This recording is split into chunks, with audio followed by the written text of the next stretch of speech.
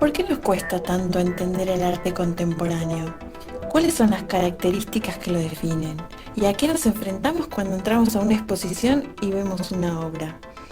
En este podcast vamos a tratar de dar respuesta a estas preguntas. Vamos a revisar los libros más importantes de arte contemporáneo. Vamos a entrevistar artistas y charlar con ellos acerca de sus prácticas y sus obras para adentrarnos en este mundo fascinante. Mi nombre es Evelyn Márquez y te doy la bienvenida a Temporada de Relámpagos, el podcast.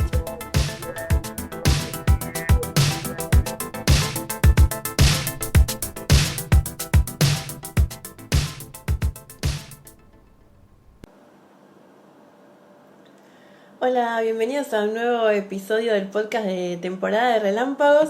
Y hoy tengo un invitado muy especial que estoy conociendo hoy. Estoy muy contenta de que finalmente nos hayamos visto cara a cara, que es Marcos Acosta, recién llegado de Córdoba. Que bueno, hemos charlado en otras oportunidades, he visto tu obra en varias ferias, galerías y demás, pero nunca nos habíamos conocido personalmente. Así es, bueno, mucho gusto, un gusto estar acá. Recién llegado, realmente es así, recién aterrizado. Y sos un caso muy curioso para mí de los artistas que viven en otras provincias que consideran la posibilidad de desarrollar su trabajo localmente, ¿no? Hacer fuerte la escena local en donde estás situado y no necesariamente como pensás que pasar por Buenos Aires es absolutamente necesario y que te va a cambiar la vida como Sí, muchas sí. veces sucede. Hay como una especie de casi, te diría, mito, ¿no? Alrededor de eso me parece, como que para todos los artistas que somos del interior del país, que es enorme, está ese mito de que hay que llegar a Buenos Aires para después dar otro paso para otro lado, digamos, como si fuera un paso previo a volverse internacional, por ejemplo. Pero no lo creo tan necesario, y a mí me parece clave eso que decís vos. Me parece que es muy importante que cada artista y actor cultural de cada lugar del país trabaje para hacer fuerte su propio lugar. Si no, empezamos a tener un poco siempre, o contribuimos a esa idea de un país que tiene una capital muy fuerte, muy poderosa, muy grande, y un interior flaco donde no hay casi cosas, o no hay un mercado de arte posible, o lo que fuera. Y en los últimos años creo que ha habido un surgimiento interesante de escenas cada vez más fuertes, por lo menos en ciertos epicentros del país, como puede ser Córdoba, como obviamente como puede ser y siempre lo ha sido Rosario, y como también es para otras zonas, por ejemplo Mendoza o Salta en el norte. Y bueno, eso obviamente sucede siempre un poco impulsado por coleccionistas y por y artistas, pero fundamentalmente lo impulsan los coleccionistas, me parece, que apoyan a los artistas de sus propios lugares, y ahí empieza a ser posible que se queden también, ¿no? Claro, ese para mí siempre es el eslabón que está menos desarrollado en nuestro sistema del arte, porque artistas Hay muchos. mucha cantidad en todas las provincias, hay Y muy artistas buenos. increíbles, Claro. pero falta como ese motor de desarrollo que es la compra de la Claro, obra y para bueno, que todo se active. el motor que todo lo mueve en el mundo occidental y oriental en todos lados es el dinero. Entonces, si no hay dinero, las personas se mueren de hambre. Y los artistas Claro. necesitan vender su obra para poder seguir haciendo obra. Es así, es básico y simple, más allá de muchas otras cosas que podemos pensar. Y cuando hay personas que apoyan eso y financian a esos artistas y artistas que también son capaces de ir ideando nuevas estrategias, porque también hacen falta, ¿no? El artista no puede ser alguien que esté estático en su casa o estudio pintando o haciendo lo que sea y esperando que venga el mundo a buscarlo. Uno tiene que generar instancias todo el tiempo para que el público se amplíe también y no se reduzca solamente al coleccionista o al especialista. Y eso es algo que a mí me resulta sumamente apasionante, ampliar las posibilidades en otras personas que a lo mejor nunca se plantearon la idea de comprar una obra, por ejemplo. Claro. Entonces, bueno, ahí se empieza a volver todo más posible. Eso, sí, tal cual, eso que decís que a mí me parece súper interesante, como derribar un poco ese mito que tenemos, sobre todo la gente que no está involucrada directamente con el mundo del arte, que ve por ahí las noticias en la tele, sí, en un remate se vendió una obra, 5 millones de dólares, entonces te quedas con el chip de que es algo inaccesible. Claro, hay gente, yo conozco anécdotas de galerías que me cuentan En Córdoba, por ejemplo, hace unos años, la gente no entraba o no se animaba a entrar, gente común, a la galería, porque pensaba que le iban a cobrar para entrar, o que era caro, o que para qué voy a entrar a un lugar donde no puedo comprar nada. Claro. Entonces, eso también es responsabilidad no solo de, bueno, es del galerismo, de un montón de actores, pero también del artista.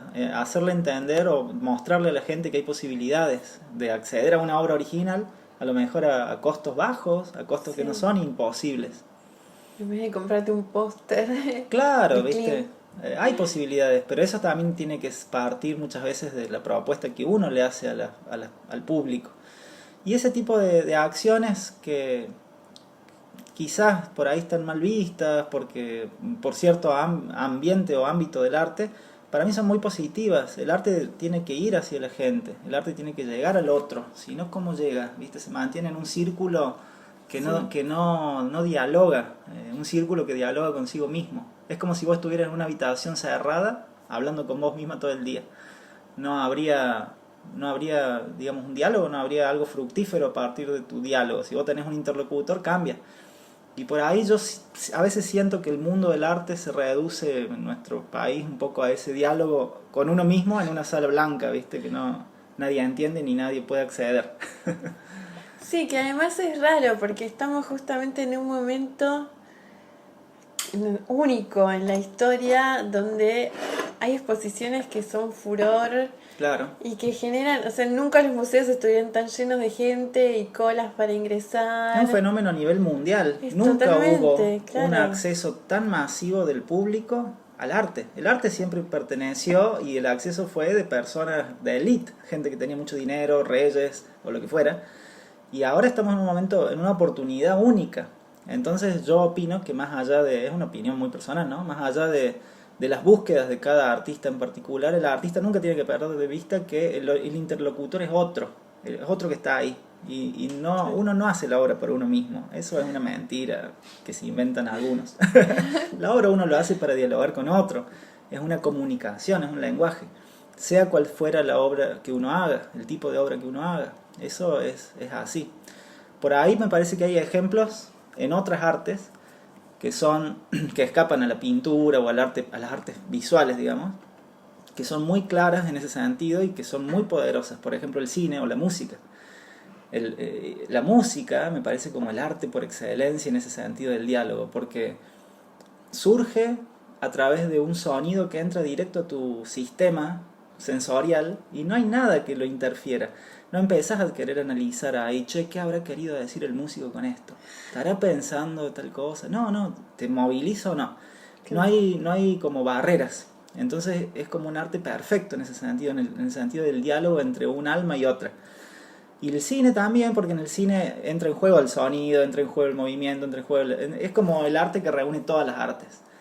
Y vos fíjate que hay grandes películas, grandes obras de arte, obras maestras y grandes obras maestras de la música que son hits, que son masivas. No hace falta que algo sea, que lo vean 5 personas y lo entiendan 2 como para que sea una gran obra.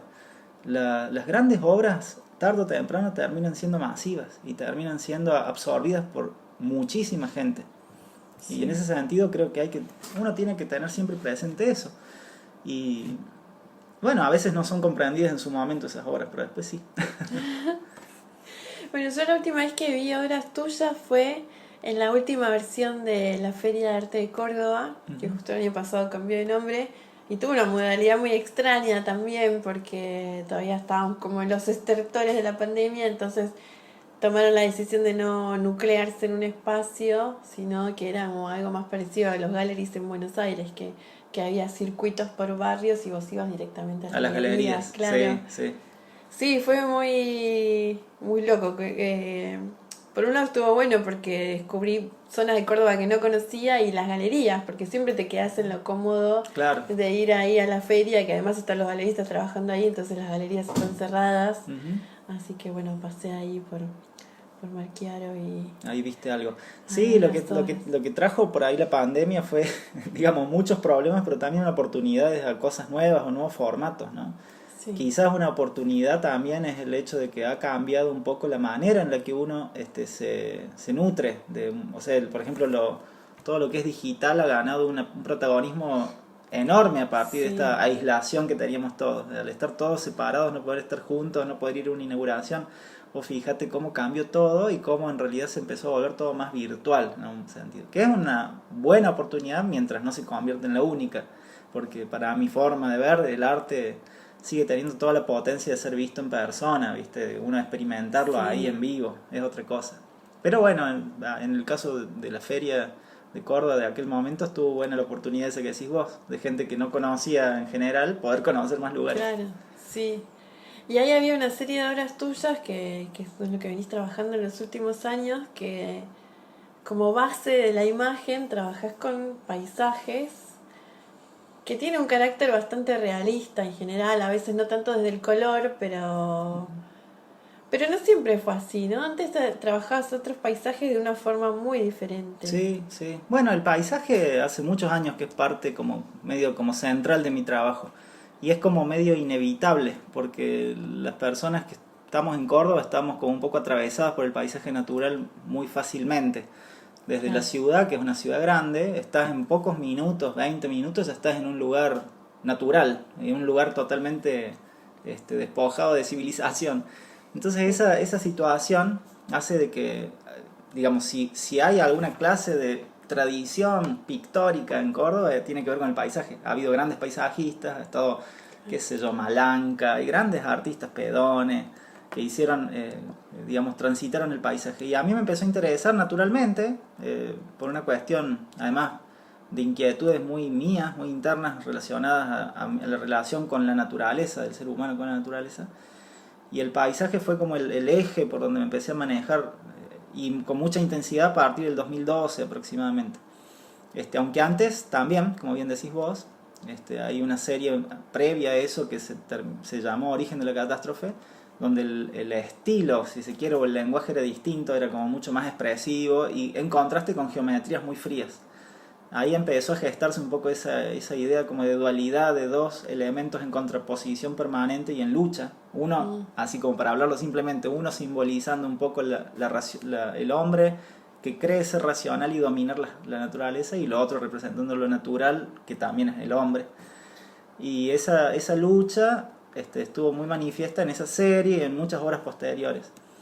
Y últimamente empiezan como a unirse esas dos aparentes dualidades, esas dos cosas distintas, empiezan como a unirse y las geometrías empiezan a ser un poco más amables con ese entorno y empiezan a ser parte de eso. Por ejemplo, se reflejan en el agua o empiezan, no son tan agresivas ya.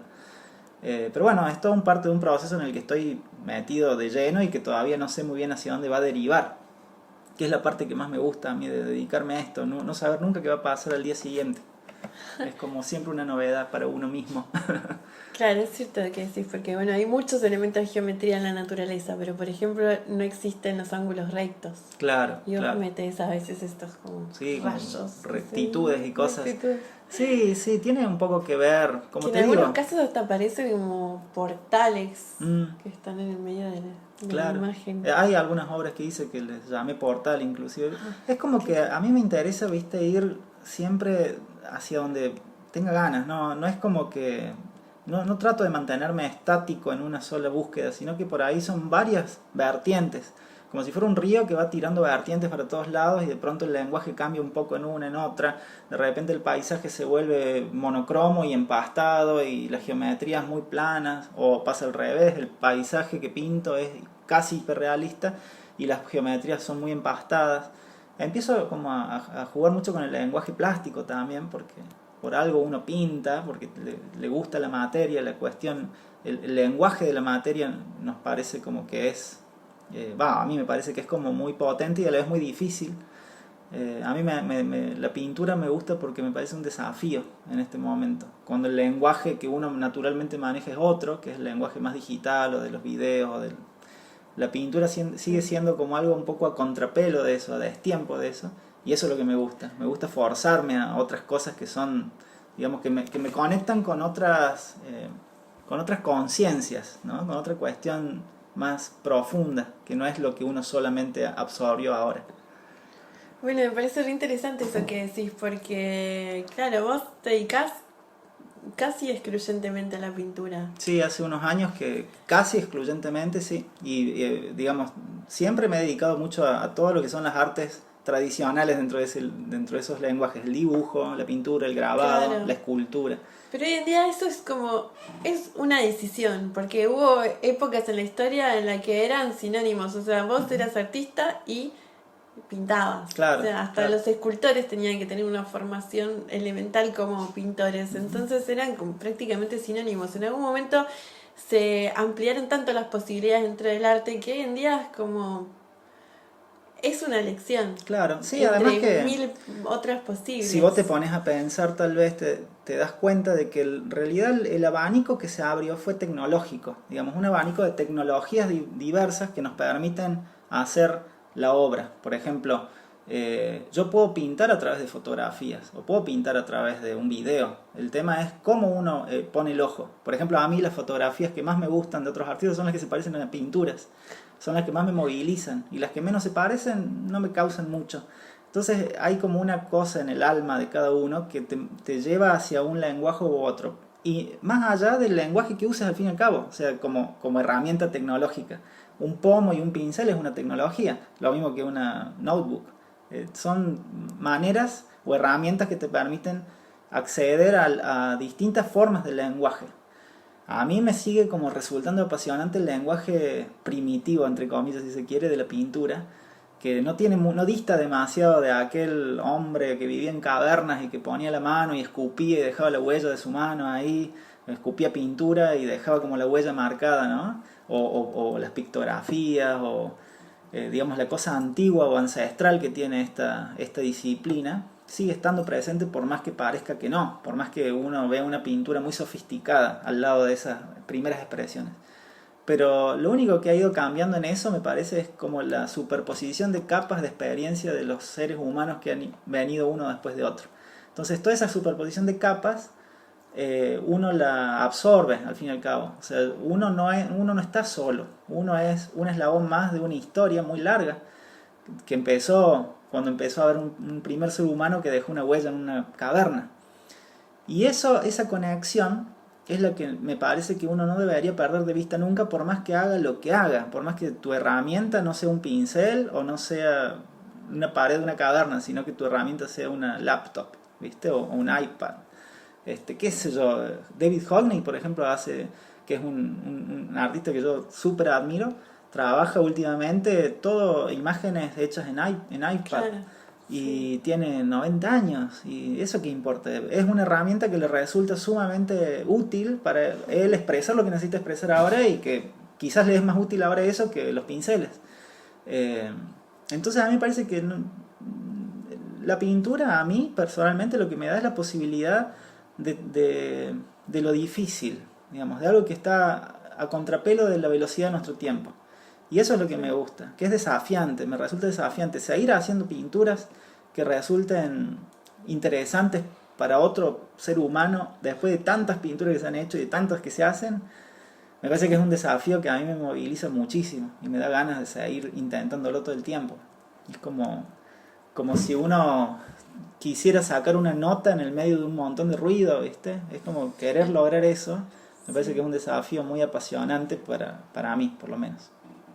Y hace poco tuviste una gran muestra, ¿no? Me contabas recién en la galería que ahora recientemente se refaccionó del Buen Pastor. Sí, en la sala de exhibiciones del Buen Pastor. En el centro de Córdoba. Sí, tuve la suerte de que me invitaran a reinaugurar el espacio, un espacio que ya tiene muchos años en Córdoba y que en algún sentido no estaba muy bien aprovechado ediliciamente, un espacio provincial. Y hubo una gran refacción ahí del lugar, una remodelación directamente, y quedó espectacular. Y tuve la suerte que me invitaron a inaugurarlo, así que ahí estuve para hacerlo rápidamente, una muestra. Y bueno, y funcionó muy bien, y tuvo como... Estoy contento porque tuve como mucha devolución del público. Y eso me llena muchas veces de que suceda, de que mucha gente que a lo mejor nunca había entrado a una muestra te busca en Instagram, te manda un mensaje y te cuenta lo que le pasó con la obra que uno puso ahí. Y bueno, eso es maravilloso para mí. esa oportunidad. Sí, como emocionante. Sí, sí, Ese totalmente. contacto ¿Ves? Ahí tenemos una forma, como la tecnología nos ayuda a tener una devolución que antes era imposible. O sea, antes de que existiera esta facilidad de contactarse con alguien, era imposible tenerla uno, salvo que estuvieras todo el día parado ahí con un cartel que diga yo soy el pintor que hizo esto, nadie te decía nada. Claro, estaban los cuadernos Los en las cuadernos, entradas de los sí. museos que dejaban las notitas. Sí, sí, sí, que está bueno. Tengo verdad. algunos guardados de algunas muestras más viejas. Es lindo. ¿Y ahí qué expusiste? Y ahí... ¿Todavía está la muestra? No, la muestra terminó hace poco. Ahora ya largó una segunda exposición ahí que es de Macchio, de Rómulo Macchio. Bueno, la muestra la titulé Afuera el viento, adentro el mundo, porque recopiló un grupo de obras que iban más o menos entre el 2017 y la actualidad, todas referidas al paisaje como tema principal y haciendo como una especie de contrapunto entre todo ese grupo de obras más nuevas, digamos, de esos últimos años, y un contrapunto con dos obras que son como bastante claves en toda mi producción histórica, digamos. Una que es Reserva Natural, que es una pintura del 2009, que formó parte de la serie Origen de la Catástrofe, que yo supe exponer en varios lugares, entre ellos acá en Buenos Aires, en el Centro Cultural Recoleta, que es una obra muy grande, una obra de un tríptico de 3 metros de alto por 6 de ancho, una obra muy muy grande. Y otra muy gigante, un poco más grande que esa, que es una vista de la ciudad de Córdoba gigantesca de 3 metros por 9, que formó parte o fue la obra central de una segunda muestra que hice en el 2016, un poco como si fuera una especie de secuela de aquella Origen de la Catástrofe, pero muy distinta, y que llamé Todas las ciudades. Esas dos obras gigantes generaron como dos polos opuestos que me parecía interesante hacer orbitar todo el resto alrededor de esas dos, de esa tensión entre esas dos. Y la sala permitía eso, era una sala muy grande que permitía que esas dos obras estuvieran puestas casi en un mismo ámbito, por momentos separadas, por momentos cerca, es como que las podías ver de distintas maneras y generaban esa tensión fuerte entre dos mega obras, digamos, muy grandes. Y el resto de las obras eran todos paisajes que transitan un poco toda esta búsqueda mía entre esa especie de dualidad aparente, ¿no? entre una geometría un poco azarosa y paisajes que a veces son más o menos realistas. Y la idea de Afuera el viento, dentro del mundo tiene que ver un poco con alguna historia medio relacionada a lo espiritual, entendiendo un poco que el mundo está todo adentro de uno y adentro de cada uno de nosotros y que no tenemos que ir a buscarlo afuera porque está adentro, ¿no? Un poco bajo la idea de que todo eso que yo puse ahí eran señales de lo que está adentro y que contiene a todo, el universo al fin y al cabo. Y bueno, y para la muestra me escribió un muy lindo texto de sala, María Paula Zacarías, y también Tomás Bondone, que ha sido director de museos en Córdoba, es museólogo. Así que súper interesante estuvo la muestra para mí mismo, porque es como que aprendí un montón. Yo cada vez que hago una muestra aprendo. ¿Y fue después de esta inauguración que te fuiste a una residencia? No, voy a decirlo de afuera. No, yo vengo trabajando con una galería afuera, pero eso no es una residencia. Pensé que sí, que has participado en No he participado nunca en residencias. Soy un bicho raro, no me hisopé nunca hasta ahora, no hizo falta y tampoco participé en residencia. O sea, entras como en un segmento muy reducido de la humanidad. Gente, claro, imagínate, gente que nunca hizo residencias y gente que nunca fue hisopada. Es un montón decir esto a esta altura.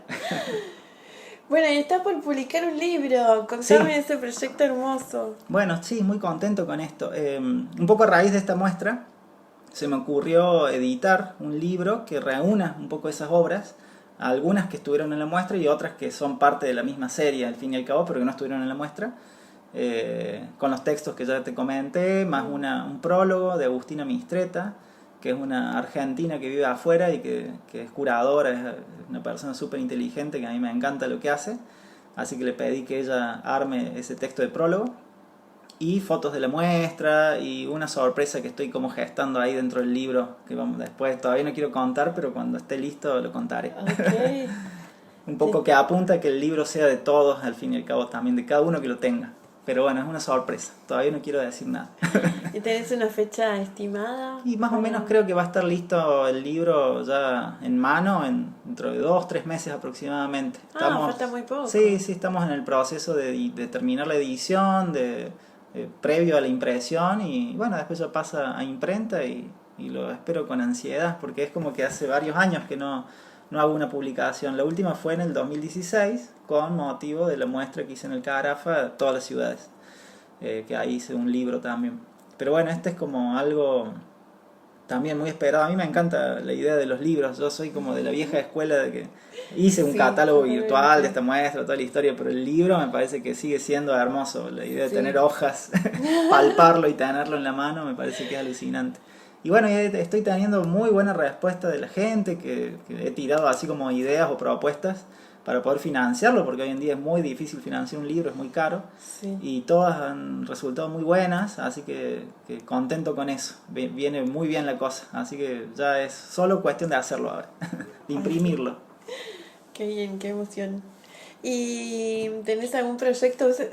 Te mueves muchísimo, exponés con mucha frecuencia. ¿Tenés algo ya en agenda para el 2022? Y este año más que nada son actividades afuera, participar. Ahora estoy estoy participando de una feria que es en Chicago, se llama Expo Chicago. Feliz porque estoy ahí al lado en la misma galería con artistas que no puedo creer, viste, de pronto estar exponiendo lo de Cristo y de Eric Fischl y artistas alucinantes, históricos así. Y después tengo, así como ya seguro, a fin de año Art Miami. Son como las dos cosas, bueno, esta que ya está sucediendo y la otra que va a suceder. Y entre medio algunas otras, pero también son sorpresas, ya las contaré oportunamente. Bueno, tendremos que hablar dentro de unos meses nuevamente. Sí, seguro, no hay ningún problema. Bueno, Marcos, te agradezco muchísimo por esta charla. Bueno, gracias a vos por la buena onda y las ganas de hacer la charla. A disposición cuando haga falta. Igualmente.